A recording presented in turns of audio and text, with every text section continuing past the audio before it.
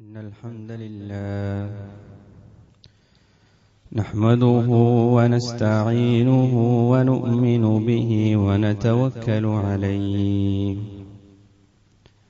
ونعوذ بالله من شرور أنفسنا ومن سيئات أعمالنا من يهده الله فلا مضل له ومن يضلله فلا هادي له ونشهد أن لا إله إلا الله وحده لا شريك له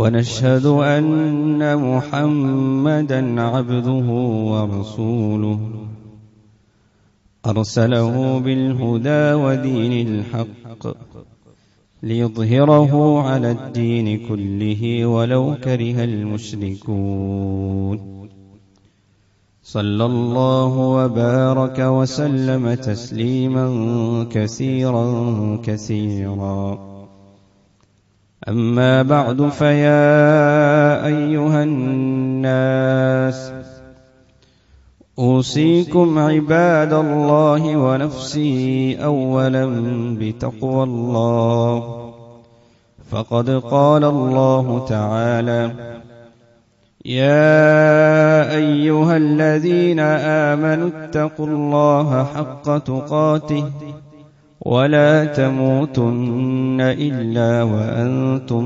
مسلمون وقال أيضا يا أيها الذين آمنوا اتقوا الله وقولوا قولا سديدا يصلح لكم أعمالكم ويغفر لكم ذنوبكم ومن يطع الله ورسوله فقد فاز فوزا عظيما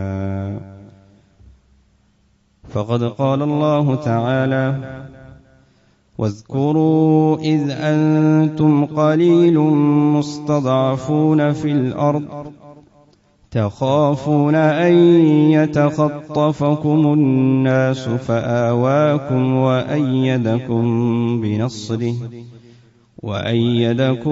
بنصره ورزقكم من الطيبات لعلكم تشكرون رب اشرح لي صدري ويسر لي أمري واحلل عقدة من لساني يفقه قولي إن أريد إلا الإصلاح ما استطعت وما توفيقي إلا بالله عليه توكلت وإليه أنيب അല്ലാഹു സുബ്ഹാനഹു വ തആലയെ തഖ്വ ചെയ്ത് അവന്റെ വിധിവിലക്കുകൾക്ക് ജീവിതത്തിൽ മുൻഗണന കൽപ്പിച്ച് ജീവിതത്തെ ചിട്ടപ്പെടുത്തണമേ എന്ന് ആദ്യമായി ഞാൻ എന്നെയും തുടർന്ന് നിങ്ങൾ ഓരോരുത്തരെയും ഓർമ്മപ്പെടുത്തുകയാണ്, വസിയ്യത്ത് ചെയ്യുകയാണ്. അല്ലാഹു സുബ്ഹാനഹു വ തആല നാം ഏവരെയും അവന്റെ മുത്തഖികളായ സൂക്ഷ്മജ്ഞാനികളായ സൂക്ഷ്മത പുലർത്തുന്ന സജ്ജനങ്ങളുടെ കൂട്ടത്തിൽ ഉൾപ്പെടുത്തി അനുഗ്രഹിക്കുമാറാകട്ടെ. നമ്മിൽ നിന്ന് വന്നുപോയിട്ടുള്ള പോരായ്മകളും പിഴവുകളും അല്ലാഹു സുബ്ഹാനഹു വ തആല അവന്റെ റഹ്മത്ത് കൊണ്ട് ഫദ്ല് കൊണ്ട് നമുക്ക് പുറത്തു നൽകി അനുഗ്രഹിക്കുമാറാകട്ടെ. നമ്മിൽ നിന്ന് മരണപ്പെട്ടു പോയ ആളുകളുടെ പാപം അല്ലാഹു പുറത്തു കൊടുക്കുകയും അവരുടെ ബർസഖിയായ ജീവിതം സ്വർഗീയമാക്കി മാറ്റുകയും ചെയ്യുമാറാകട്ടെ. പ്രിയപ്പെട്ട സഹോദരന്മാരെ, സഹോദരികളെ, വളരെ പവിത്രമായ വിശുദ്ധ മാസത്തിന്റെ പകുതി നാം പിന്നിട്ട് കഴിഞ്ഞു. ഇനി ഏതാനും ദിവസങ്ങൾ മാത്രമാണ് നമ്മുടെ മുന്നിൽ അവശേഷിക്കുന്നത്. ഇനി അവശേഷിക്കുന്ന ദിവസങ്ങളെ ഏറ്റവും ഫലപ്രദമായി ഉപയോഗപ്പെടുത്താൻ നാഥൻ നാം ഏവരെയും തുണക്കുമാറാകട്ടെ. ഈ കഴിഞ്ഞുപോയ അവസരങ്ങളിൽ നമുക്ക് നഷ്ടപ്പെട്ടു പോയത് വീണ്ടെടുക്കാൻ അല്ലാഹു നമുക്ക് തൗഫീഖ് നൽകട്ടെ. ഇസ്ലാമിക ലോകം, മുസ്ലിം സമൂഹം വലിയൊരു പ്രതിസന്ധിയിലൂടെ കടന്നുപോകുന്ന ഒരു സാഹചര്യത്തിലാണ് നാം ഇന്നിവിടെ ഒരുമിച്ച് കൂടിയിരിക്കുന്നത്. വലിയ നിരാശയും ആർത്തത്തിലുള്ള മനോവിഷമൊക്കെ ആളുകളിൽ അധികരിച്ചുകൊണ്ടിരിക്കുന്ന പല പ്രതിസന്ധികളെ സംബന്ധിച്ചുള്ള ഭയം, നമ്മെ പിടികൂടിക്കൊണ്ടിരിക്കുന്ന ആശങ്കകൾ, ഭാവിയെക്കുറിച്ചുള്ള ആശങ്കകൾ, ഇനി എന്താകും, ഇനി എന്താണ് സംഭവിക്കുക, ഇതൊക്കെ എങ്ങനെയാണ് ഇതിന് പരിഹാരം ഉണ്ടാവുക തുടങ്ങിയ പല ആലോചനകളും ചിന്തകളും നമ്മുടെ മനസ്സിൽ വന്നുകൊണ്ടിരിക്കുന്ന ഒരു സാഹചര്യമാണ്, ഒരു സമയമാണ്. നമ്മുടെ നാട്ടിൽ എന്നല്ല, മുസ്ലിം ലോകത്താകമാനം ആ അർത്ഥത്തിലുള്ളൊരു ചിന്തയിലൂടെ കടന്നുപോകുന്ന ആളുകളെയാണ് നമുക്ക് കാണാൻ കഴിയുക. വിശ്വാസികളെ സംബന്ധിച്ചിടത്തോളം ഈ അർത്ഥത്തിലുള്ള പ്രതിസന്ധി ഘട്ടങ്ങളിൽ ഏതർത്ഥത്തിലാണ്, ഏതു രൂപത്തിലാണ് അവർ ജീവിക്കേണ്ടത്, അവയെ എങ്ങനെയാണ് അവർ കാണേണ്ടത് എന്നത് വിശുദ്ധ ഖുർആൻ തന്നെ നമുക്ക് കൃത്യമായി മറുപടി നൽകുന്നുണ്ട്. പ്രത്യേകിച്ച് ഈ ഒരു സാഹചര്യം എന്നത് മുസ്ലിമീങ്ങളെല്ലാം ബദർ അനുസ്മരിച്ചുകൊണ്ടിരിക്കുന്ന ഒരു സാഹചര്യം കൂടിയാണ്.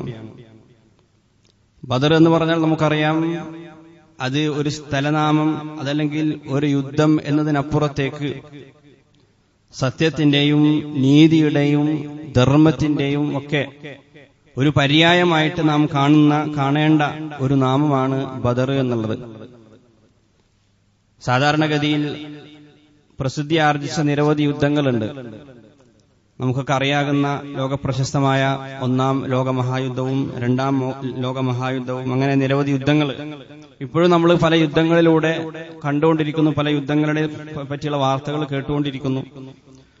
ഒരു യുദ്ധം കീർത്തിയാർജിക്കുന്നത് അല്ലെങ്കിൽ പ്രശസ്തമാകുന്നത് അതിന്റെ ഭീകരതയും അതിൽ കൊല്ലപ്പെടുന്ന ആളുകളുടെ എണ്ണവും വണ്ണവും ഒക്കെ നോക്കിയിട്ടാണ്.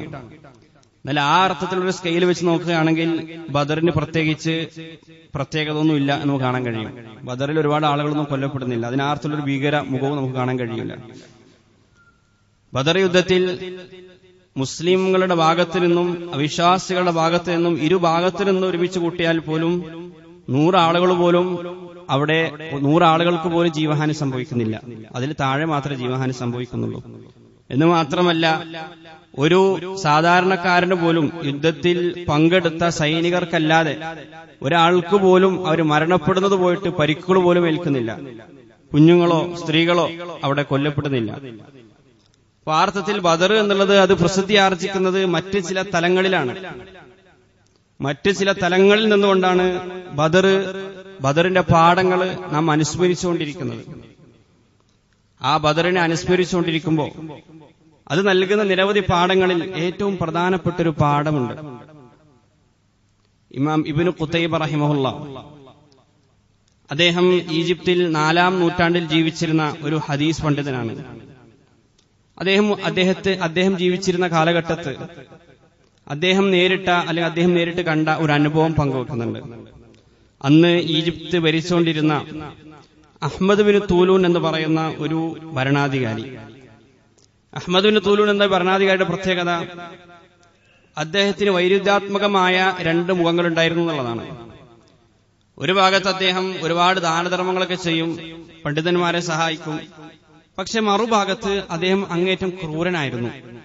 സ്വന്തം ജനതയെ തന്നെ അടിച്ചമർത്തുകയും അതിലൊരുപാട് ആളുകളെ കൊലപ്പെടുത്തുകയൊക്കെ ചെയ്യുന്ന ഒരു പ്രത്യേകമായ ഒരു സ്വഭാവ വൈകൃതമുള്ള ഒരാളായിരുന്നു. ചരിത്രത്തിൽ കാണാൻ കഴിയും, അദ്ദേഹം തടവിലാക്കിയിട്ടും അദ്ദേഹത്തിന്റെ പീഡനം മൂലമൊക്കെ മരിച്ച ആളുകളുടെ എണ്ണം 18,000 ഏറ്റവും ചുരുങ്ങിയതുണ്ടാകും എന്ന് ചരിത്രത്തിൽ കാണാൻ കഴിയും. ഇങ്ങനെയുള്ള ഒരു ഭരണാധികാരി ജീവിച്ചുകൊണ്ടിരിക്കുന്ന സമയത്ത് അന്ന് അവിടെ ഒരു സൂഫി പണ്ഡിതനുണ്ടായിരുന്നു. അദ്ദേഹത്തിന്റെ നാമം ബുനാനുൽ ഹമ്മാൽ എന്നായിരുന്നു. ഈ ബുനാനുൽ ഹമ്മാൽ അദ്ദേഹം സഹികൊട്ടുകൊണ്ട് ഈ ഭരണാധികാരിയെ ഉപദേശിക്കാൻ തീരുമാനിച്ചു. നേരിട്ട് കണ്ട് മുഖത്തു നോക്കി ചില കാര്യങ്ങൾ തുറന്നു പറയണം എന്ന് അദ്ദേഹം നിശ്ചയദാർഢ്യത്തോടുകൂടി അങ്ങനെ ഒരു തീരുമാനമെടുത്ത് അദ്ദേഹം കൊട്ടാരത്തിലേക്ക് പോവാണ്. കൊട്ടാരത്തിലേക്ക് പ്രവേശിച്ച് ഈ അഹ്മദ് ബിൻ തൂലൂനിനെ കണ്ട് കാര്യങ്ങളൊക്കെയും തുറന്ന് അദ്ദേഹം സംസാരിച്ചു. ഇതൊരിക്കലും അഹ്മദ് ബിൻ തൂലൂനെ സംബന്ധിച്ചിടത്തോളം അദ്ദേഹത്തിന് താങ്ങാനാകുന്നതായിരുന്നില്ല. ഒരു സാധാരണക്കാരനായ ഒരു പണ്ഡിതന് വന്നിട്ട് എന്റെ മുഖത്ത് നോക്കിയിട്ട് എന്നെ ഈ രൂപത്തിലെ തെറ്റുകളിൽ നിന്ന് തിരുത്താനോ? അദ്ദേഹം ആരാണ്? അതുകൊണ്ട് എല്ലാ ആളുകൾക്കും പാഠമാകുന്ന രൂപത്തിൽ ഒരു ശിക്ഷ അദ്ദേഹം അവിടെ വെച്ച് പ്രഖ്യാപിക്കുകയാണ്. വളരെ വിചിത്രമായിരുന്നു ആ ശിക്ഷ. ശിക്ഷ എന്താണെന്നാൽ, ഒരു സിംഹത്തെ കൊണ്ട് ഈ പണ്ഡിതനെ വകവരുത്തുക എന്നതായിരുന്നു ആ ശിക്ഷ. ഒരു സിംഹത്തിന്റെ കൂട്ടിലേക്ക് ഈ പണ്ഡിതനെ ജീവനോടുകൂടി ഉപേക്ഷിക്കുക. അങ്ങനെ ആ സിംഹം ഈ മനുഷ്യന്റെ, ഈ പണ്ഡിതന്റെ കഥ കഴിക്കണം. അതായിരുന്നു വിധി. അങ്ങനെ അതിനുവേണ്ടി വളരെ അപകടകാരിയായ ഒരു സിംഹത്തെ അദ്ദേഹം തിരഞ്ഞെടുത്തു. ആ സിംഹത്തെ ഒരുപാട് ദിവസം പട്ടിണിക്കിട്ടു. ശേഷം ഈ ദിവസം വന്നെത്തി. ആളുകളെല്ലാം ഒരുമിച്ചുകൂടി. ഇബ്നു ഖുതൈബ റഹിമഹുള്ള പറയുന്നുണ്ട്, വകുന്തു ഹാദിറൻ അംറഹു ദാലിക്കൽ യൗം. ആ ദിവസം ഞാനും അവിടെ ഹാദിറായിരുന്നു, ഞാനും അത് വീക്ഷിക്കുന്നുണ്ടായിരുന്നു. അങ്ങനെ ആ കൂട്ടിലേക്ക് ജീവനോടുകൂടി എന്ത് കിട്ടിയാലും അത് കടിച്ചു കയറാനിരിക്കുന്ന ഭാവത്തിലിരിക്കുന്ന ആ സിംഹത്തിന്റെ മുന്നിലേക്ക് ഈ ബുനാനുൽ ഹമ്മാൽ എന്ന ഈ പണ്ഡിതനെ വലിച്ചെറിയപ്പെടുകയാണ്. പക്ഷേ ഈ പണ്ഡിതന്റെ മുഖത്ത് പ്രത്യേകിച്ച് മുഖഭാവത്തിൽ മാറ്റങ്ങളൊന്നുമില്ല. ആളുകളെല്ലാം കണ്ണടച്ചു. ഇനി എന്തു സംഭവിക്കാം? ചില ആളുകൾ മുഖം തിരിച്ചു നിന്നു, അത് കാണാനുള്ള ശക്തിയില്ലാത്തതുകൊണ്ട്. പക്ഷേ അവർ പ്രതീക്ഷിച്ചതിൽ നിന്നൊക്കെ വ്യത്യസ്തമായി ആ സിംഹം ഓടിയെടുത്ത് പെട്ടെന്ന് തന്നെ ബുനാനുൽ ഹമ്മാലിന്റെ തൊട്ടടുത്തെത്തിയപ്പോ ഒരു വളർത്തുനായ ഏത് രൂപത്തിലാണോ തന്റെ യജമാനോട് പെരുമാറുക, ആ രൂപത്തിൽ ഈ സിംഹം പെരുമാറുന്നതാണ് പിന്നീട് ആളുകളൊക്കെ കാണുന്നത്. അദ്ദേഹത്തെ തൊട്ടിരുമ്മി നിൽക്കുകയും അദ്ദേഹത്തോട് സ്നേഹപ്രകടനം നടത്തുകയും ചെയ്തതാണ് കാണുന്നത്. ഇതോടുകൂടി രാജാവിനെ ബോധ്യപ്പെട്ടു, ഇദ്ദേഹം സാധാരണക്കാരനല്ല. അതുകൊണ്ട് അദ്ദേഹത്തെ അവിടെ വെച്ച് മോചിപ്പിക്കണം. മോചിപ്പിച്ചതിന് ശേഷം ആളുകൾ ചെന്ന് ബുനാനുൽ ഹമ്മാലിനോട് ചോദിക്കുന്നുണ്ട്, മാദാ കാന ഫീ ഖൽബിക ഹീന ശമ്മക സിബാഹ്. ആ വന്യമൃഗം അങ്ങേ ഇങ്ങനെ മണത്തു നോക്കിക്കൊണ്ടിരിക്കുന്ന സമയത്ത് അങ്ങയുടെ ഹൃദയത്തിലൂടെ കടന്നുപോയ ചിന്തകൾ എന്തായിരുന്നു? ആ സമയത്ത് അദ്ദേഹം മറുപടി പറയുന്നുണ്ട്, വകുന്തു ഉഫക്കിറു ഫീ സുഅരി സിബാഹി വലുആബിഹ. ആ സമയത്ത് ഞാൻ ആലോചിച്ചുകൊണ്ടിരിക്കുകയായിരുന്നു, ഈ വന്യമൃഗങ്ങളുടെ മാലിന്യവും വന്യമൃഗങ്ങളുടെ ഉമനീരും അത് നജസാണോ അല്ലേ എന്നുള്ളൊരു ചർച്ച പണ്ഡിത ലോകത്തുണ്ട്. ആ ഒരു ചർച്ചയെ പറ്റിയിട്ടായിരുന്നു ആ സമയത്ത് എന്റെ മനസ്സിൽ നിറയെ ആലോചന എന്ന് ആ പണ്ഡിതൻ പറയുന്നുണ്ട്. എന്ന് പറഞ്ഞു കഴിഞ്ഞാൽ, ചില വിശ്വാസികൾക്ക് അള്ളാഹു കൊടുക്കുന്ന തുമഅനീനത്തുൽ ഖൽബ്, ഹൃദയ സമാധാനാണ്, ആശ്വാസമാണ്. പിന്നീട് ആ രാജാവ് ഇദ്ദേഹം ജീവിച്ചിരിക്കുന്ന കാലഘട്ടത്തിൽ തന്നെ മരിച്ചു പോവാണ്. ആ സമയത്ത് അദ്ദേഹം പറയുന്നുണ്ട്, അൽ ബരീഉ ജരീഉൻ വൽ ഖായിനു ഖായിഫുൻ. നിരപരാധി എപ്പോഴും ധീരനായിരിക്കും. നിരപരാധി ഒരാളെ സംബന്ധിച്ചിടത്തോളം അയാൾക്ക് ഒരിക്കലും ഭയക്കേണ്ട ആവശ്യമില്ല. എന്നാൽ അൽ ഖായിനു ഖായിഫുൻ, വഞ്ചകരെ സംബന്ധിച്ചിടത്തോളം അവരെന്നും ഭയപ്പാടിലായിരിക്കും. അവരെന്നും പേടിച്ചുകൊണ്ടാണ് ജീവിക്കുക. ബാഹ്യമായിട്ട് നോക്കുമ്പോൾ അവർ അക്രമകാരികളാണെങ്കിലും ആക്രമിക്കപ്പെടുന്നവരെക്കാൾ ഭയം ഈ ആക്രമിച്ചുകൊണ്ടിരിക്കുന്ന ആളുകളുടെ ഹൃദയത്തിലാണ് ഉണ്ടാവുക. വമൻ അസ്സാ ഇസ്തൗഹശ. അതുകൊണ്ട് ആരെങ്കിലും തെറ്റ് ചെയ്താൽ ആ തെറ്റിന്റെ ഫലം അയാൾ അനുഭവിക്കേണ്ടി വരും എന്നാണ് ഈ പണ്ഡിതൻ പറഞ്ഞു വെക്കുന്നത്. നമ്മൾ ഇന്ന് ബദർ അനുസ്മരിച്ചുകൊണ്ടിരിക്കുന്ന സമയത്ത് സമാനമായ ഒരു ആയത്ത് സൂറത്തുൽ അൻഫാലിൽ നമുക്ക് കാണാൻ കഴിയും. നമുക്കറിയാം, ബദർ എന്നുള്ളത് ബാഹ്യമായിട്ട് നോക്കുമ്പോൾ എത്രമാത്രം ഭയപ്പെടേണ്ട ഒരു കാര്യമാണ്. ഒരിക്കലും ഒരു യുദ്ധത്തിന് വേണ്ടി ഒരു സൈന്യത്തെ നേരിടാൻ ഇറങ്ങി പുറപ്പെട്ടവരല്ല.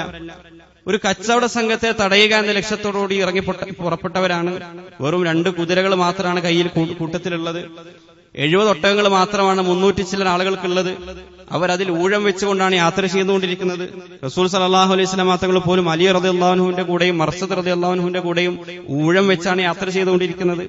അങ്ങനെയുള്ള ഒരു സംഘം നേരിടേണ്ടി വരുന്നത് ആരെയാണ്? 1000-ൽ പരം വരുന്ന ആളുകൾ, 1000-ഓളം കുതിരകൾ, അതിൽ ഒരുപാട് ഒട്ടകങ്ങൾ. ഓരോ ദിവസവും അവർ നിരവധി ഒട്ടകങ്ങൾ അറുത്ത് ഭക്ഷിച്ചുകൊണ്ടിരിക്കുന്നു. അത്രമാത്രം ഒട്ടകത്തിന്റെ ആധിക്യം കാരണം അവർ ആ അർത്ഥത്തിലൊരു ജീവിതം നയിച്ചുകൊണ്ടിരിക്കുകയാണ്. അള്ളാഹു പറഞ്ഞതുപോലെ ബത്തറം വരി അന്നാസ്, തങ്ങളുടെ ആ യുദ്ധക്കോപ്പുകൾ ആളുകൾക്ക് കാണിച്ചുകൊണ്ട് അഹങ്കാരത്തോടുകൂടി ഗർവ് നടിച്ചുകൊണ്ട് അവർ പുറപ്പെടാണ്. അപ്പൊ അങ്ങനെയുള്ള ഒരു സൈന്യത്തെ, ഒന്നുമില്ലാത്ത, ബാഹ്യമായിട്ട് നോക്കുമ്പോൾ ഒന്നുമില്ലാത്തൊരു സൈന്യത്തിന് നേരിടേണ്ടി വരാണ്. അപ്പൊ അതിന് തലേ ദിവസമുള്ള രാത്രി സൂറത്തുൽ അൻഫാൽ അള്ളാഹു വിവരിക്കുന്നുണ്ട്. നാളെ ബദർ നടക്കാൻ പോവാണ്. യഥാർത്ഥത്തിൽ റമദാൻ 16, അത് അന്നേ ദിവസം കഴിഞ്ഞു 17-ാം തീയതി രാത്രി. ആ ദിവസത്തെ രാത്രിയെ സംബന്ധിച്ച് സൂറത്തുൽ അൻഫാലിൽ കാണാം, ഇദ് യുഗശീകുമുൻ നുആസ അമനതൻ മിൻഹു വയുനസ്സിലു അലൈക്കും മിനസ് സമാഇ മാഅൻ ലിയുطهിറകും ബിഹി ويذهب عنكم رجز الشيطان وليربط على قلوبكم ويثبت به الأقدام ഇസ് യുഗശീകുമുൻ നാസ അമനതൻ മിൻഹു, അള്ളാഹുവിൽ നിന്നുള്ളൊരു സമാധാനമായിക്കൊണ്ട്, അമനത്തായിക്കൊണ്ട്, ശാന്തതയായിക്കൊണ്ട് അവരെയൊക്കെയും ഒരു മയക്കം പിടികൂടിയ സാഹചര്യം. അന്ന് ഏറ്റവും നന്നായിട്ട് എല്ലാ ആളുകളും ഉറങ്ങിയൊരു രാത്രിയായിരുന്നു എന്നുള്ളതാണ്. ബദറിന്റെ തലേ ദിവസം രാത്രി സഹാബാക്കൾ എല്ലാവരും അവരാരും അസ്വസ്ഥരായിരുന്നില്ല. നാളെ എന്ത് സംഭവിക്കും, നാളെ ഞങ്ങളുടെ അവസ്ഥ എന്തായിരിക്കും, ഞങ്ങളുടെ കുട്ടികൾ എന്താകും, ഞങ്ങളുടെ ജീവൻ എന്താകും, ഞങ്ങളുടെ സമ്പത്ത് എന്താകും, ഒന്നുമില്ലാത്ത ഞങ്ങൾ ആത്മഹത്യാപരമായ ഒരു കാര്യത്തിലേക്ക് എടുത്തു ചാടുകയാണോ എന്നോർത്ത് അവരാരും അസ്വസ്ഥപ്പെടുന്നില്ല. ഇത് യുഗശീകുമുൻ നാസ അമനതൻ മിൻഹു, അള്ളാഹുവിൽ നിന്നുള്ളൊരു ശാന്തമായ ഒരു മയക്കമാണ് അവരെ പിടികൂടിയത്. അന്നേ ദിവസം അവർക്ക് അള്ളാഹു മഴ കൊടുക്കുകയാണ്. ആ മഴയിലൂടെ വൈസബ്ബിത ബിഹിൽ അഖ്ദാം, അവരുടെ കാലുകൾക്ക് ഉറപ്പ് നൽകാൻ, വലിയുർബിത ബിഹി ഖുലൂബഹും, അവരുടെ ഹൃദയങ്ങൾക്ക് സ്ഥൈര്യം പകരാൻ, അവർക്ക് കുളിർമ നൽകാൻ അള്ളാഹു അന്ന് രാത്രി അവർക്ക് മഴ കൊടുക്കുകയാണ്. ബാഹ്യമായിട്ട് നോക്കുന്ന ഒരാളെ സംബന്ധിച്ചിടത്തോളം അങ്ങേറ്റം ഭീകരമായ ഒരു അന്തരീക്ഷമായിരുന്നു നിലനിൽക്കേണ്ടിയിരുന്നത്. ഉറക്കം പോകുന്ന ഒരു രാത്രിയായിരുന്നു അത്. ഇതിനേക്കാൾ എത്ര നിസാരമായ കാര്യങ്ങൾക്ക് പോലും നമുക്ക് ഉറക്കം നഷ്ടപ്പെടാറുണ്ട്. പക്ഷെ അന്ന് ഏറ്റവും സ്വസ്ഥമായി ഉറങ്ങി. അലി റളിയല്ലാഹു അൻഹു പറയുന്നുണ്ട്, മാകാന ഫീന ഫാരിസുൻ യൗമ ബദ്രി ഗൈറൽ മിഖ്ദാദ്, മിഖ്ദാദ് റളിയല്ലാഹു അൻഹു അല്ലാതെ മറ്റൊരു കുതിരപ്പടയാളും ഞങ്ങളുടെ കൂട്ടത്തിൽ ഉണ്ടായിരുന്നില്ല. വലഖദ് റഅയ്തുന വമാ ഫീന ഇല്ലാ നായിമുൻ ഇല്ലാ റസൂലുള്ളാഹി സ്വല്ലല്ലാഹു അലൈഹി വസല്ലം, ഞാനിങ്ങനെ നോക്കിയപ്പോ ഉറങ്ങാത്തവരായി ഞങ്ങളുടെ കൂട്ടത്തിൽ ആരുമില്ല. അന്നേ രാത്രി എല്ലാവരും ഉറങ്ങാണ്. ഇല്ലാ റസൂലല്ലാഹ്, പ്രവാചകൻ സ്വല്ലല്ലാഹു അലൈഹി വസല്ലം തങ്ങൾ ഒഴികെ ബാക്കി എല്ലാവരും സ്വസ്ഥമായി ഉറങ്ങിക്കൊണ്ടിരിക്കുകയാണ്. യുസല്ലി തഹ്ത, എന്നാൽ റസൂലുള്ളാഹി സ്വല്ലല്ലാഹു അലൈഹി വസല്ലം കാന യുസല്ലി തഹ്ത ശജറത്തിൻ വയബ്കി ഹത്താ അസ്ബഹ, പ്രവാചകൻ ഒരു മരച്ചുവട്ടിൽ ഇരുന്നുകൊണ്ട് നമസ്കരിക്കുകയായിരുന്നു. പ്രഭാതമാകും വരേക്കും പ്രവാചകൻ കരഞ്ഞുകൊണ്ട് പ്രാർത്ഥിച്ചുകൊണ്ടിരിക്കുകയായിരുന്നു എന്ന് അലി റളിയല്ലാഹു അൻഹു പറയുന്നുണ്ട്. അപ്പൊ അത്രമാത്രം സ്വസ്ഥമായി അവരുറങ്ങിയ രാത്രി. ഇത് നമുക്ക് നൽകുന്ന ഒരു പാഠം എന്ന് പറയുന്നത്, എത്രമാത്രം നമ്മുടെ സാഹചര്യം കലുഷിതമാണെങ്കിലും ആന്തരികമായി ഹൃദയത്തിൽ വിശ്വാസികൾക്ക് മാത്രം അള്ളാഹു നൽകുന്ന, വിശ്വാസികൾക്ക് മാത്രം അനുഭവവേദ്യമാകുന്ന ചില സ്വസ്ഥതയുണ്ട്, ചില സമാധാനമുണ്ട്, ചില തുമഅനീനത്തുണ്ട്. ഫിലസ്തീനിലെ ആളുകളെ പറ്റി നമ്മൾ പറയാറുണ്ട്, അവര് കിടന്നുറങ്ങുന്നത് ടെന്റിലാണ്. ആ ടെന്റിലേക്കും ചിലപ്പോൾ വെള്ളം വന്ന് കയറാണ്. പക്ഷെ അതിനിടയിലും അവിടെ വിവാഹങ്ങൾ നടക്കുന്നു, അതിനിടയിലും അവർക്ക് കുട്ടികൾ ജനിക്കുന്നു, അതിനിടയിലും അവർ ആഘോഷിക്കുന്നു, അതിനിടയിലും അവർ ഖുർആൻ പഠിക്കുന്നു. എന്ന് പറഞ്ഞു കഴിഞ്ഞാൽ നമ്മൾ കാണുന്നത് പോലെയല്ല അവിടെ അകം. ആ ഹൃദയത്തിൽ അവർക്ക് മാത്രം അള്ളാഹു നൽകുന്ന ഒരു തുമഅനീനത്തുണ്ട്, അവർക്ക് മാത്രം അള്ളാഹു ഇറക്കിക്കൊടുക്കുന്ന ഒരു സക്കീനത്തുണ്ട്. അത് അള്ളാഹുവുമായിട്ടുള്ള ബന്ധത്തിലൂടെ മാത്രം നമുക്ക് ലഭിക്കുന്ന കാര്യമാണ്. അലാ ബിസിക്രില്ലാഹി തത്മഇന്നുൽ ഖുലൂബ്, അള്ളാഹുവിന്റെ സ്മരണയിലാണ് ഹൃദയ സമാധാനം, ഹൃദയത്തിന് സ്വസ്ഥത എന്നൊക്കെ നമുക്ക് പ്രസംഗിക്കാന്നല്ലാതെ അത് അനുഭവിക്കണമെന്നുണ്ടെങ്കിൽ ആ അർത്ഥത്തിൽ ആകാശ ലോകവുമായിട്ട് നമുക്കൊരു ബന്ധം സ്ഥാപിക്കാൻ കഴിയണം. ബദരീങ്ങളായ ആളുകൾ, ബദറിൽ പങ്കെടുത്ത ആ സഹാബികൾ നമുക്ക് നൽകുന്ന ഏറ്റവും ഒന്നാമത്തെ പാഠം അതാണ്. യുദ്ധം തുടങ്ങുന്നതിന് മുമ്പ് തന്നെ അങ്ങനെയുള്ളൊരു പാഠം നാം ഓരോരുത്തർക്കും സമ്മാനിക്കുന്നതായിട്ട് കാണാൻ കഴിയും. അതെന്തുകൊണ്ടാണ് അവർക്ക് അതങ്ങനെ സാധ്യമാകുന്നത് ചോദിച്ചു കഴിഞ്ഞാൽ, വലിയൊരു ഹൃദയം കൊണ്ട് ചെയ്യാൻ പറ്റുന്ന ഒരു വലിയൊരു ഇബാദത്ത് അവർ ചെയ്യുന്നുണ്ടായിരുന്നു. ആ ഇബാദത്തിന്റെ പേരാണ് തവക്കുല് എന്നുള്ളത്, അള്ളാഹുവിൽ വരമേൽപ്പിക്കാനുള്ള ഇച്ഛാശക്തി എന്നുള്ളത്. നമ്മുടെ ശരീരം കൊണ്ട് ചെയ്യുന്ന, അവയവങ്ങൾ കൊണ്ട് ചെയ്യുന്ന ഒരുപാട് ഇബാദത്തുകളുണ്ട്. ആ ഇബാദത്തുകൾക്ക് ചിലപ്പോൾ പല അർത്ഥത്തിലുള്ള റുഖ്സകൾ ലഭിക്കാം. എന്ന് പറഞ്ഞാൽ നമുക്ക് രോഗിയായി കഴിഞ്ഞാൽ ചിലപ്പോൾ നമുക്ക് സാധ്യമാകുന്നത് പോലെ അവയവങ്ങൾ അനക്കിയാൽ മതിയാകും. അതിന് ആ അർത്ഥത്തിൽ പല ഇളവുകളും നമ്മുടെ ശരീരം കൊണ്ട് ചെയ്യുന്ന, നമ്മുടെ അവയവങ്ങൾ കൊണ്ട് ചെയ്യുന്ന ഇബാദത്തുകൾക്കുണ്ട്. എന്നാൽ യാതൊരു വിധത്തിലുള്ള ഇളവുമില്ലാത്ത ചില ഇബാദത്തുകൾ, അതിന്റെ ഇടമാണ് ഹൃദയം എന്നുള്ളത്. ഏതൊരാൾക്കും ചെയ്യാൻ സാധിക്കുന്ന ചില ഇബാദത്തുകൾ ഹൃദയത്തിന് ചെയ്യേണ്ടതായിട്ടുണ്ട്. ആ ഹൃദയത്തിന്റെ ഇബാദത്തുകൾ വളരെ പ്രധാനപ്പെട്ട ഒന്നാണ് തവക്കുല്. അള്ളാഹുവിൽ ബരമേൽപ്പിക്കേണ്ടതുപോലെ അള്ളാഹുവിൽ ബരമേൽപ്പിക്കാൻ കഴിയുക എന്നത് അള്ളാഹുമായിട്ട് ഏറ്റവും സാമീപ്യം ചിന്തിച്ചിരിക്കുന്ന, അള്ളാഹുവിന്റെ ഹുബ്ബ് ലഭിച്ച ആളുകൾക്ക് മാത്രം നൽകുന്ന ഒരു സൗഭാഗ്യമാണ്. ആ സൗഭാഗ്യം നമുക്ക് ലഭിക്കേണ്ടതായിട്ടുണ്ട്. ആ സൗഭാഗ്യത്തിലേക്ക് എത്തിച്ചേരേണ്ടതായിട്ടുണ്ട്. പ്രവാചകന്മാരെ സംബന്ധിച്ചിടത്തോളം സകല പ്രവാചകന്മാർക്കും അള്ളാഹു കൈമുതലായി കൊടുത്തത്, ഏത് പ്രതിസന്ധികളെയും തരണം ചെയ്യാൻ അവർക്ക് അള്ളാഹു കൈമുതലായി കൊടുത്ത ഒരു ആയുധം ഏതാണെന്ന് ചോദിച്ചു കഴിഞ്ഞാൽ അത് ഈ തവക്കുൽ തന്നെയായിരുന്നു. വിശുദ്ധ ഖുർആൻ തന്നെ അള്ളാഹു പറയുന്നുണ്ട്, പ്രവാചകരെ വത്ലു അലൈഹിം നബഅ നൂഹിൻ, നൂഹ് നബിയുടെ വൃത്താന്തം, വാർത്ത അവർക്ക് പാരായണം ചെയ്തു കൊടുക്കുക. എന്താണ് നൂഹ് നബിയുടെ വാർത്ത, എന്താണ് നൂഹ് നബിയുടെ സംഭവം, കഥ എന്താണ്? إذ قال لقومه يا قوم إن كان كبر عليكم مقامي وتذكيري بآيات الله. നൂഹ് നബി തന്റെ സമൂഹത്തോട് പറഞ്ഞ സന്ദർഭം, ഇൻ കാന കബറ അലൈക്കും മഖാമി വതസ്കീരി ബിആയാത്തില്ലാ, എന്റെ ഈ സാന്നിധ്യം തന്നെ നിങ്ങൾ അസ്വസ്ഥപ്പെടുത്തുന്നുണ്ടെങ്കിൽ, ഞാനിവിടെ ജീവിക്കുന്നു, ഞാൻ നിങ്ങൾക്ക് ഉത്ബോധനം നൽകുന്നു എന്നുള്ള ഈ ഒരു കാര്യം, ഈ ഒരു യാഥാർത്ഥ്യം നിങ്ങളെ അസ്വസ്ഥരാക്കുന്നുണ്ടെങ്കിൽ, അത് നിങ്ങൾക്ക് പ്രയാസം സൃഷ്ടിക്കുന്നുണ്ടെങ്കിൽ, അങ്ങനെയാണല്ലോ വിശ്വാസി സമൂഹത്തിന്റെ സാന്നിധ്യം തന്നെയും അസ്വസ്ഥത സൃഷ്ടിച്ചുകൊണ്ടിരിക്കുന്ന ഒരു സമൂഹത്തെ ഇന്ന് നമുക്ക് കാണാൻ കഴിയും. അത് നൂഹ് നബിയുടെ കാലഘട്ടത്തിൽ മാത്രമല്ല, അത് ഖിയാമം വരെയും അങ്ങനെയുള്ള ഒരു ജനത തീർച്ചയായിട്ടും ഉണ്ടാകും. വിശ്വാസികളുടെ സാന്നിധ്യം തന്നെയും അവർ അസ്വസ്ഥരാക്കും. അപ്പൊ നൂഹ് നബി അവരുമായിട്ട് സ്വീകരിക്കുന്ന നിലപാട് എന്താണ്? നൂഹ് നബി പറയാണ്, നിങ്ങൾ അറിയുക, ഫഅലൈഹി തവക്കൽതു, ഞാൻ അല്ലാഹുവിലാണ് തവക്കുൽ ചെയ്തിരിക്കുന്നത്. ഫജ്മിഉ അംറക്കും വശുറകാഅക്കും സുമ്മ ലാ യകുൻ അംറുക്കും അലൈക്കും ഗുമ്മ.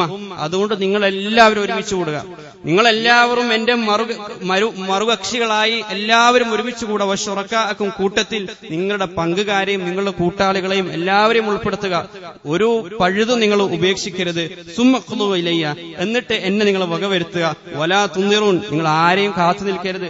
എനിക്ക് യാതൊരു വിധത്തിലുള്ള സാവകാശവും നിങ്ങൾ നൽകേണ്ടതില്ല. നിങ്ങൾക്ക് നിങ്ങളാൽ കഴിയുന്നതെല്ലാം നിങ്ങൾ സമാഹരിച്ചുകൊണ്ട് നിങ്ങൾ എനിക്കെതിരെ തിരിയുക. അങ്ങനെ പ്രഖ്യാപിക്കാൻ നൂഹ് നബിക്ക് ലഭിച്ച കരുത്ത് ഏതായിരുന്നു? ഫഅലല്ലാഹി തവക്കൽ, ഞാൻ അല്ലാഹുവിലാണ് തവക്കുൽ ചെയ്തിരിക്കുന്നത് എന്ന കരുത്താണ് നൂഹ് നബി ആ അർത്ഥത്തിൽ പ്രഖ്യാപിക്കാൻ യോഗ്യനാക്കി മാറ്റുന്നത്. അതിനുള്ള ഒരു അർഹത, അതിനർഹനാക്കി നൂഹ് നബിയെ മാറ്റുന്നത് ആ അർത്ഥത്തിലുള്ള ഹഖ്ഖു തവക്കുൽ നൂഹ് നബിക്ക് ചെയ്യാൻ സാധിച്ചു എന്നുള്ളതാണ്. അങ്ങനെ തവക്കുൽ ചെയ്തപ്പോ അതിന്റെ പരിണിതി എന്തായിരുന്നു? അതും അല്ലാഹു സൂറ യൂനുസിൽ അവിടെ തന്നെ വിവരിക്കുന്നുണ്ട്. ഫനജ്ജൈനാഹു വമമ്മാഹു ഫിൽ ഫുൽകി വജഅൽനാഹും ഖലായിഫ് വഅഗ്റഖ്ന അല്ലദീന കദ്ദബൂ ബിആയാതിനാ. അദ്ദേഹത്തെയും അദ്ദേഹത്തിന്റെ കൂടെ ഉണ്ടായിരുന്ന തുച്ഛമായ വിശ്വാസികളെയും നാം രക്ഷപ്പെടുത്തി, ബാക്കിയുള്ള സകലരെയും നാം നശിപ്പിച്ചു കളഞ്ഞു. വജഅൽനാഹും ഖലായിഫ്, അവരുടെ പിന്തുടർച്ചക്കാരായി, ഇവിടെ അവശേഷിക്കുന്ന ആളുകളായി നാം ഈ ആളുകളെ മാറ്റി. ഏതാളുകളെ?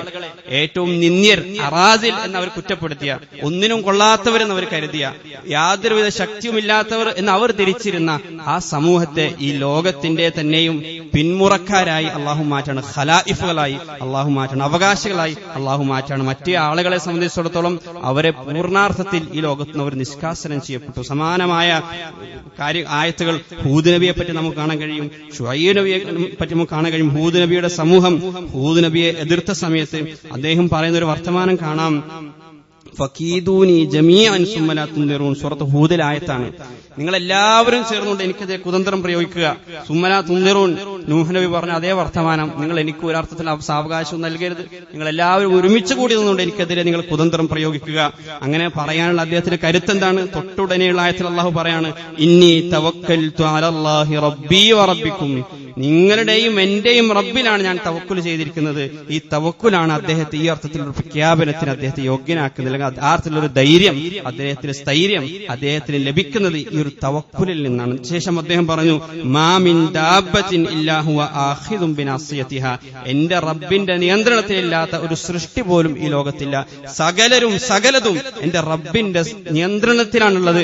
ആ റബ്ബിലാണ് ഞാൻ തവക്കുൽ ചെയ്തിരിക്കുന്നത്. അതുകൊണ്ട് നിങ്ങൾ എന്താന്ന് വെച്ചാൽ ചെയ്തുകൊള്ളുക. ഫകീദൂനി ജമീഅൻ, നിങ്ങൾ ഒരുമിച്ചിരുന്ന് എനിക്കെതിരിൽ കുതന്ത്രം പ്രയോഗിക്കുക എന്ന് സധൈര്യം ഹൂദ് അലൈഹിസ്സലാം പ്രഖ്യാപിച്ചതായി കാണാം. ശുഐബ് നബിയും ആർത്തിൽ പ്രഖ്യാപിക്കുന്നുണ്ട്. ശുഐബ് നബിയുടെ സമൂഹം അസ്സലാത്തുക തഅമുറുക അൻ നത്രുക മാ യഅബുദു ആബാഉന ഔ അൻ നഫഅല ഫീ അംവാലിനാ മാ നശാ, ഞങ്ങൾക്ക് ഇഷ്ടമുള്ളതുപോലെ ഞങ്ങളുടെ സമ്പത്ത് ഉപയോഗിക്കാൻ, ഞങ്ങൾക്ക് ഇഷ്ടമുള്ളതിലേക്ക് ഞങ്ങൾക്ക് ആരാധിക്കാൻ, അതിൽ നിന്ന് അങ്ങേ ഞങ്ങളെ തടഞ്ഞുകൊണ്ടിരിക്കാൻ അങ്ങേ പ്രേരിപ്പിക്കുന്നത് എന്താണ്? അങ്ങയുടെ ദീനാണോ, നമസ്കാരമാണോ എന്നൊക്കെ പറഞ്ഞുകൊണ്ട് ശുഐബ് നബിയെ കുറ്റപ്പെടുത്തിയ സമയത്ത് ശുഐബ് നബി കൊടുക്കുന്ന മറുപടിയിൽ കാണാം, വമാ തൗഫീഖി ഇല്ലാ ബില്ലാ അലൈഹി തവക്കൽതു വഇലൈഹി ഉനീബ്, എനിക്ക് എന്ത് നന്മ ചെയ്യണമെന്നുണ്ടെങ്കിലും ഏത് തിന്മയിൽ നിന്ന് വിട്ടുനിൽക്കണമെന്നുണ്ടെങ്കിലും അത് ആ തൗഫീഖ് അള്ളാഹു നൽകിയത് മാത്രമാണ്. അള്ളാഹു നൽകിയാൽ മാത്രമേ എനിക്കത് സാധ്യമാവുകയുള്ളൂ. ഞാൻ തവക്കുൽ ചെയ്തിരിക്കുന്നത് ആ റബ്ബിലാണ്. വഇലൈഹി ഉനീബ്, ആ റബ്ബിലേക്കാണ് ഞാൻ ഖേദിച്ചു മടങ്ങുന്നത്. ഇബ്രാഹിം നബിയുടെ വളരെ പ്രശസ്തമായ പ്രാർത്ഥനയുണ്ട്, റബ്ബന അലൈക തവക്കൽന വഇലൈക അനബ്ന വഇലൈക്കൽ മസീർ. റബ്ബേ, ഞങ്ങളുടെ റബ്ബേ, നിന്നിലാണ് ഞങ്ങൾ തവക്കുൽ ചെയ്തിരിക്കുന്നത്, നിന്നെയാണ് ഞങ്ങൾ ബരമേൽപ്പിച്ചിരിക്കുന്നത്, നിന്നിലേക്കാണ് ഞങ്ങൾ ഖേദിച്ചു മടങ്ങുന്നത്. യാക്കൂബ് നബിയുടെ സമാനമായ പ്രാർത്ഥന നമുക്ക് കാണാൻ കഴിയും. എന്നല്ല വിശുദ്ധ ഖുർആൻ സകല പ്രവാചകന്മാരുടെയും നിലപാടിതായിരുന്നു എന്ന് സൂറ ഇബ്രാഹിമിലൂടെ വ്യക്തമാക്കുന്നുണ്ട്. ഒമാലന അല്ലാ നതവക്കല അലല്ലാഹ്, പ്രവാചകന്മാർ സകലരും ചോദിച്ചു, ഒമാലന അല്ലാ നതവക്കല അലല്ലാഹ്, അള്ളാഹുവിൽ തവക്കുൽ ചെയ്യാതിരിക്കാൻ, അള്ളാഹുവിന് ബരമേൽപ്പിക്കാതിരിക്കാൻ ഞങ്ങൾക്ക് എന്ത് ന്യായമാണുള്ളത്? അതുകൊണ്ട് വഅലല്ലാഹി ഫല്യതവക്കലിൽ മുതവക്കിലൂൻ. തവക്കുൽ ചെയ്യുന്ന ആളുകൾ, ഭരമേൽപ്പിക്കുന്ന ആളുകൾ ഒന്നിലുമല്ല ഭരമേൽപ്പിക്കേണ്ടത്, അള്ളാഹുവെയാണ് ഭരമേൽപ്പിക്കേണ്ടത്. ഏതെങ്കിലും വസ്തുക്കളിലല്ല, ഏതെങ്കിലും സൃഷ്ടികളെയല്ല, ഏതെങ്കിലും സംവിധാനങ്ങളെയല്ല, മറിച്ച് അള്ളാഹുവെ അവർ ഭരമേൽപ്പിക്കട്ടെ. വഅലല്ലാഹി ഫല്യതവക്കലിൽ മുതവക്കിലൂൻ.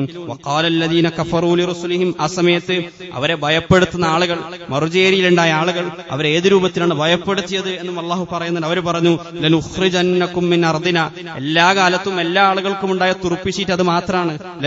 ലനുഖ്രിജന്നകും മിൻ അർദിന. ഇത് നീ അവസാനിപ്പിച്ചിട്ടില്ലെങ്കിൽ ഈ ഭൂമിയിൽ നിന്ന്, ഈ ദേശത്ത് നിന്ന് നിങ്ങളെ ഞങ്ങൾ പുറത്താക്കും. ഇതാണ് എല്ലാ ആളുകൾക്കും എല്ലാ കാലത്തും പറയേണ്ടത്. ലനുഖ്രിജന്നകും മിൻ അർദിന ഔ ലതഊദുന ഫീ മില്ലത്തിന. അതല്ലെങ്കിൽ ഞങ്ങളുടെ മില്ലത്തിലേക്ക് നിങ്ങൾ വരണം, അതല്ലെങ്കിൽ ഈ ഭൂമിയിൽ നിന്ന് ഞങ്ങൾ നിങ്ങളെ പുറത്താക്കി കളയും. ഈ ഒരു ഭീഷണി എവിടെ നിൽക്കുന്നു? സകലതിനെയും സൃഷ്ടിച്ച് പരിപാലിച്ചുകൊണ്ടിരിക്കുന്ന റബ്ബിലുള്ള തവക്കുൽ എവിടെ ഇരിക്കുന്നു? നമ്മൾ ആലോചിച്ച് നോക്കും. ഈ ഭീഷണിയെ സംബന്ധിച്ചിടത്തോളം അവർ ആ ഭീഷണിയെ കാര്യമാക്കാൻ പോലും അവർക്ക് കഴിയൂല. കാരണം അത്രമേൽ വലിയൊരു റബ്ബിലാണ് അവർ തവക്കുൽ ചെയ്തിരിക്കുന്നത്. അതിന്റെ എന്തുകൊണ്ട് അവർക്ക് അങ്ങനെ തവക്കുൽ ചെയ്യാൻ പറ്റി? സൂറ ഇബ്രാഹിമിൽ തന്നെ അള്ളാഹു പറയാണ്, ഫഔഹാ ഇലൈഹിം റബ്ബുഹും. അവരങ്ങനെ അവരെ ഭയപ്പെടുത്താൻ ശ്രമിച്ച സമയത്ത് അള്ളാഹു ഈ പ്രവാചകന്മാർക്കൊക്കെ വഹി കൊടുത്തിട്ടുണ്ട്. എന്താണ് വഹി? ലനുഹ്ലികന്നദ്ദാലിമീൻ. അതൊരു പ്രപഞ്ച യാഥാർത്ഥ്യമാണ്.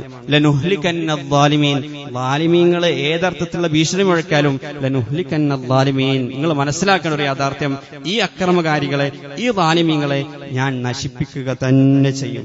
വലനുസ്കിനന്നകുമുൽ അർള മിൻ ബഅദി ദാലിക്. അവർ നശിപ്പിക്കുമെന്ന് മാത്രമല്ല, അവർക്ക് ശേഷം അവരുടെ ആ ഭൂമിയിൽ നിങ്ങളെ ഞാൻ താമസിപ്പിക്കും. അവരുടെ അനന്തരാവകാശികളായി നിങ്ങളെ ഞാൻ തീരുമാനിക്കും, നിശ്ചയിക്കും എന്നുകൂടി അള്ളാഹു പറഞ്ഞതായിട്ട് നമുക്ക് കാണാൻ കഴിയും. ഇത് പ്രവാചകന്മാർ അവരുടെ ജീവിതത്തിൽ കാത്തുസൂക്ഷിക്കുക മാത്രമല്ല, അവരുടെ സമൂഹത്തിന് പകർന്നു കൊടുത്തൊരു സന്ദേശം കൂടിയായിരുന്നു അത്. ഫിറഔനിന്റെ ആ കിരാത ഭരണം, അതിലുള്ള പീഡനങ്ങൾ സഹിക്കവയ്യാതെ മൂസാ അലൈഹി ഇസ്ലാമിന്റെ അടുക്കലേക്ക് വന്നിട്ട് പരാതി പറയുമ്പോൾ ബനൂ ഇസ്രായേലിയർക്ക് മൂസാ അലൈഹി ഇസ്ലാം കൊടുത്ത മറുപടി എന്തായിരുന്നു? വഖാല മൂസ യാ ഖൗമി ഇൻ കുൻതും ആമൻതും ബില്ലാ. ഓ എന്റെ സമൂഹമേ, നിങ്ങൾ അല്ലാഹുവിൽ വിശ്വസിക്കുന്നവരാണെങ്കിൽ ഫഅലൈഹി തവക്കലൂ. ആ റബ്ബിൽ നിങ്ങൾ തവക്കുൽ ചെയ്യുക. ഇൻ കുൻതും മുസ്ലിമീൻ. നിങ്ങൾ മുസ്ലിമീങ്ങളാണെങ്കിൽ. നിങ്ങൾ എന്നിലല്ല തവക്കുൽ ചെയ്യേണ്ടത്. ഞാനൊരു പ്രവാചകനാണെന്നത് ശരി തന്നെ, പക്ഷേ എനിക്ക് നിങ്ങളുടെ ഒരു ആഗ്രഹവും പൂർത്തീകരിച്ചു തരാൻ കഴിയൂല. ഫഅലൈഹി തവക്കലൂ ഇൻ കുൻതും മുസ്ലിമീൻ. നിങ്ങൾ മുസ്ലിമീങ്ങളാണെങ്കിൽ അള്ളാഹുവിലാണ് തവക്കുൽ ചെയ്യേണ്ടത്. അതുകൊണ്ട് സഹാബാക്കളെ സംബന്ധിച്ചിടത്തോളം, പ്രവാചകൻ സല്ലല്ലാഹു അലൈഹി വസല്ലം തങ്ങളെ സംബന്ധിച്ചിടത്തോളം അവർക്ക് വജ്രായുധമായി ഉണ്ടായത്, അവരുടെ പക്കലുണ്ടായിരുന്ന ഏറ്റവും ശക്തമായ ആയുധം അത് ഈ തവക്കുലായിരുന്നു. ബദറിൽ യാതൊരു വിധത്തിലുള്ള ആയുധങ്ങളും അവരുടെ കയ്യിലില്ലായിരുന്നെങ്കിലും എല്ലാത്തിനേക്കാളും ശക്തമായ ഒരു ആയുധം അത് ഈ തവക്കുൽ അവരുടെ കയ്യിലുണ്ടായിരുന്നു. മറുശേരിയിലേക്ക് നോക്കുകയാണെങ്കിൽ എല്ലാ അർത്ഥത്തിലുള്ള ആയുധങ്ങളും അവർക്കുണ്ടായിരുന്നു, പക്ഷേ അള്ളാഹുവിലുള്ള തവക്കുൽ അവർക്ക് നഷ്ടപ്പെട്ടു. അവരെല്ലാ അർത്ഥത്തിലും ഭരമേൽപ്പിച്ചത് അവരുടെ യുദ്ധക്കോപ്പുകളിലായിരുന്നു, അവര് ഭരമേൽപ്പിച്ചത് അവരുടെ സമ്പത്തിലായിരുന്നു, അവര് ഭരമേൽപ്പിച്ചത് അവരുടെ കായിക ബലത്തിലായിരുന്നു. അതുകൊണ്ട് തന്നെ ആ സമൂഹം അമ്പേ പരാജയപ്പെട്ടു. അള്ളാഹുവിൽ ഭരമേൽപ്പിക്കുന്നതിന് പകരം ഭൗതികമായ വസ്തുവകകളിൽ, ഭൗതികമായ രാഷ്ട്രീയ ശക്തിയാകട്ടെ, സാമ്പത്തിക ശക്തിയാകട്ടെ, എന്തിലുമാകട്ടെ, ഏതെങ്കിലും ഒന്നിൽ ഭരമേൽപ്പിച്ചു കഴിഞ്ഞാൽ ആ സമൂഹം നശിച്ചു പോവുക എന്നുള്ളത് അത് സ്വാഭാവികതയാണ്. അതുകൊണ്ട് തന്നെ വീരത്വം കാരണം ഈ സമരമുഖത്ത് നിന്ന് മാറി നിൽക്കുന്നവർ, അല്ലെങ്കിൽ ആളുകളെ പ്രീതിപ്പെടുത്താൻ കഷ്ടപ്പെടുന്നവർ, അവരൊക്കെയും ഈ ഉമ്മത്തിന്റെ ഈ ചരിത്രം നമ്മൾ മനസ്സിലാക്കണം. ഭൗതികമായ വിഭവശേഷി കൊണ്ടല്ല ഈ മുസ്ലിം ഉമ്മത്ത് ഒരു കാലത്തും വിജയിച്ചത്. ഭൗതികമായ വിഭവശേഷി കൊണ്ടല്ല, സാമ്പത്തികമായ കഴിവ് കൊണ്ടല്ല, രാഷ്ട്രീയമായ മിടുക്കുകൊണ്ട് മാത്രവുമല്ല മുസ്ലിം ഉമ്മത്ത് വിജയിച്ചത്. മുസ്ലിം ഉമ്മത്ത് വിജയിച്ചത് അള്ളാഹുമായിട്ടുള്ള ആ ബന്ധത്തിലൂടെ മാത്രമാണ്.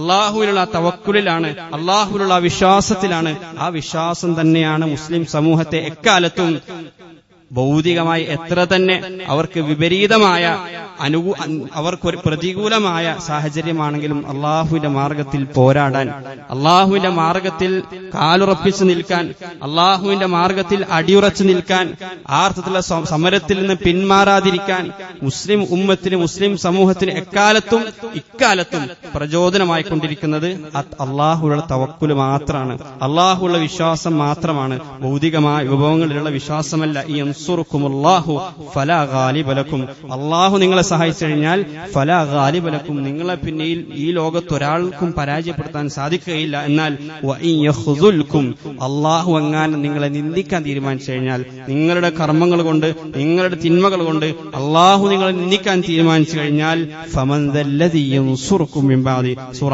ആല ഇംറാനിലൂടെ അല്ലാഹു ചോദിക്കണം, പിന്നെ ആരാണ് നിങ്ങളെ സഹായിക്കാൻ ഉണ്ടാവുക? അല്ലാഹു നിങ്ങളെ കൈയൊഴിഞ്ഞു കഴിഞ്ഞാൽ, നിങ്ങൾ അല്ലാഹുവിനെ കൈയൊഴിഞ്ഞു കഴിഞ്ഞാൽ പിന്നെ ലോകത്തുള്ള സകലരും നിങ്ങളുടെ കൂട്ടത്തിലുണ്ടെന്ന് പറഞ്ഞു കഴിഞ്ഞാലും അല്ലാഹു നിങ്ങളെ നിന്ദിക്കുക തന്നെ ചെയ്യും, അല്ലാഹു നിങ്ങളെ നിന്ദിരാക്കുക തന്നെ ചെയ്യും. അതുകൊണ്ട് ആ റബ്ബിനെയാണ് നിങ്ങൾ മുറുകെ പിടിക്കേണ്ടത്. അല്ലാഹു ഒരാൾക്ക് കരുണ ചെയ്യണമെന്ന് തീരുമാനിച്ചു കഴിഞ്ഞാൽ ഫലാ മുംസിക ലഹ, അതിനെ പിടിച്ചു നിർത്താൻ ഈ ലോകത്ത് ഒരാൾക്കും കഴിയൂല.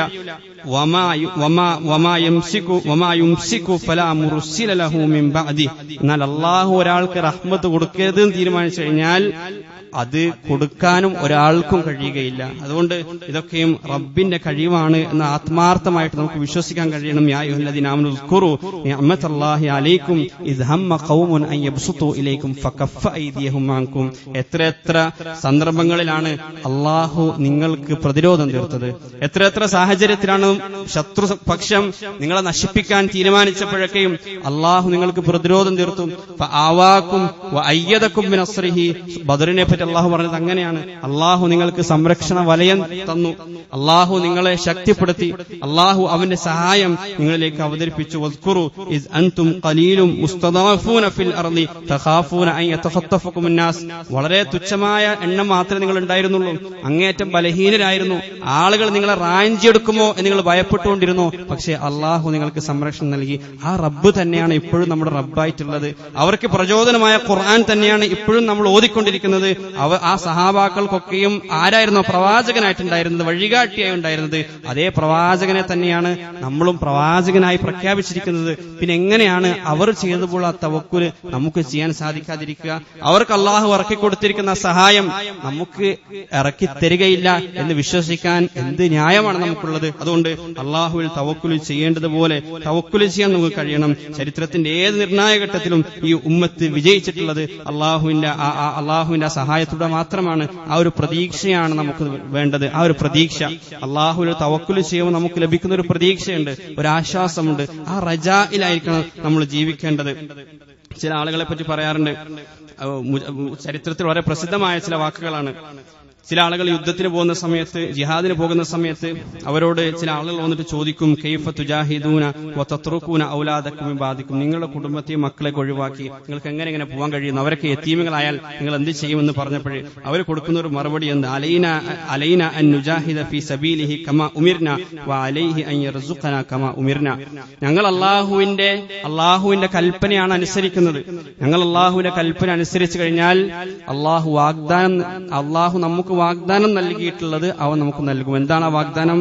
റിസ്ക് അവന്റെ വാഗ്ദാനമാണ്. അവനിവിടെ ജീവിക്കുന്ന കാലത്തോളം നമുക്ക് റിസ്ക് നൽകും എന്നത് അവന്റെ വാഗ്ദാനമാണ്. അതുകൊണ്ട് അവരുടെ റിസ്ക് അള്ളാഹു ഏറ്റെടുക്കും എന്ന ഉറപ്പ് നമുക്കുണ്ട്. ആ സമയത്ത് ചില ആളുകൾ അവരുടെ ഭാര്യമാരുടെ അടുക്കിലേക്ക് പോയിട്ട് ചോദിച്ചു, മാതാ തറക്ക അബൂ ഫുലാനിൻ വകൈഫ തഈശീൻ, നിങ്ങൾ എങ്ങനെയാണ് ജീവിക്കുക? ഈ മക്കളുടെ ഉപ്പ നിങ്ങൾക്ക് വല്ലതും ഉപേക്ഷിച്ചിട്ടാണ് ഇവിടെ പോയത് എന്ന് ചോദിച്ചപ്പോ ആ മഹദികൾ കൊടുക്കുന്ന മറുപടിയുണ്ട്, അറഫ്തുഹു അക്കാലൻ വമാ അറഫ്തുഹു റസ്സാഖൻ. എന്റെ ഭർത്താവിനെ അള്ളാഹു നൽകിയ റിസ്ക് ഭക്ഷിക്കുന്നവനായിട്ട് ഞാൻ കണ്ടിട്ടുള്ളൂ, അല്ലാതെ റസ്സാഖായിട്ട് ഞാൻ കണ്ടിട്ടില്ല. റിസ്ക് നൽകുന്നവനായിട്ടല്ല ഞാൻ എന്റെ ഭർത്താവിനെ കണ്ടത്. അതുകൊണ്ട് ആ അക്കാല് പോയി കഴിഞ്ഞാലും ബഖിയർ റസ്സാഖ്, റസ്സാഖായ അള്ളാഹു എന്നെന്നും അവശേഷിക്കുന്നവനാണ് എന്ന മറുപടിയാണ് ആ മഹദികൾ കൊടുത്തത്. അതുകൊണ്ട് തന്നെ ആ അർത്ഥത്തിൽ തവക്കുൽ ചെയ്യേണ്ടതുപോലെ നമ്മൾ തവക്കുൽ ചെയ്യാൻ തയ്യാറാവുക. നമുക്ക് ചെയ്യാനുള്ള കർമ്മങ്ങളൊക്കെ ചെയ്യുക, അള്ളാഹുവിൽ തവക്കുൽ ചെയ്യുക, അതിനുവേണ്ടി പണിയെടുക്കുക. ഇതാണ് ബദറിൽ റസൂൽ സല്ലല്ലാഹു അലൈഹി വസല്ലം നമുക്ക് കാണിച്ചെന്ന മാതൃക. പ്രവാചകൻ എല്ലാ അർത്ഥത്തിലുള്ള പ്ലാനിങ്ങും ചെയ്തു. ആരെവിടെ നിൽക്കണം, ഏത് രൂപത്തിലാണ് യുദ്ധം ചെയ്യേണ്ടത്, വളരെ കൃത്യമായിട്ട് പ്രവാചകൻ തലേ ദിവസം തന്നെ പ്ലാനിങ് ചെയ്തു. അന്ന് ദിവസം രാത്രി മുഴുവൻ പ്രവാചകൻ ദുആയിലായിരുന്നു. പിറ്റേ ദിവസം യുദ്ധത്തിൽ മുൻനിരയിൽ തന്നെ പ്രവാചകൻ ഉണ്ടായിരുന്നു. ഈ രൂപത്തിൽ പ്ലാനിങ് ചെയ്യുക, ഈ രൂപത്തിൽ അള്ളാഹുൽ തവക്കുൽ ചെയ്യുക, നമുക്ക് ചെയ്യാനുള്ള കർമ്മങ്ങൾ കൃത്യമായി ചെയ്യുക. അള്ളാഹു സുബ്ഹാനഹു വ തആല ഏത് പ്രതിസന്ധി ഘട്ടങ്ങളിലും അവന്റെ സഹായത്തിന് അർഹരായി മാറുന്ന യഥാർത്ഥ വിശ്വാസികളുടെ കൂട്ടത്തിൽ അള്ളാഹു നമ്മെ ഉൾപ്പെടുത്തി അനുഗ്രഹിക്കുമാറാകട്ടെ. വആഖിറു ദുആഇ അൽഹംദുലില്ലാഹി റബ്ബിൽ ആലമീൻ.